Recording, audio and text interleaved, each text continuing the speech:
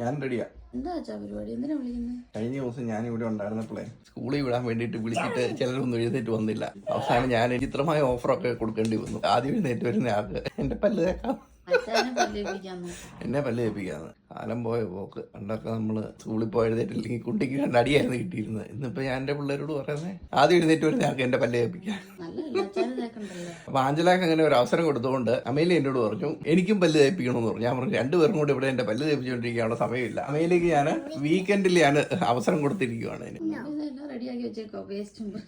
ആരംഭിക്കലാമാ? എന്നാ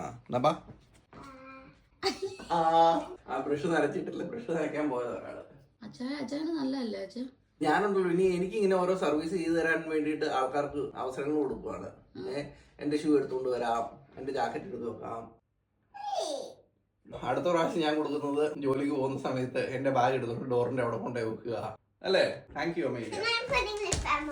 അത് എന്റെ ലിബാം ഇട്ട് സുന്ദരനാക്കാൻ പോവാ. ഇതുപോലെ നോക്കുന്ന 2 പെമ്മക്കളെ അല്ലേ തന്നത് ഞാൻ. പിന്നെന്താ വേണം? ലിബാം ഇട്ട് തരുന്നു, പല്ല് തേച്ച് തരുന്നു. ഇതിൽ കൂടുതൽ എന്നാ വേണം?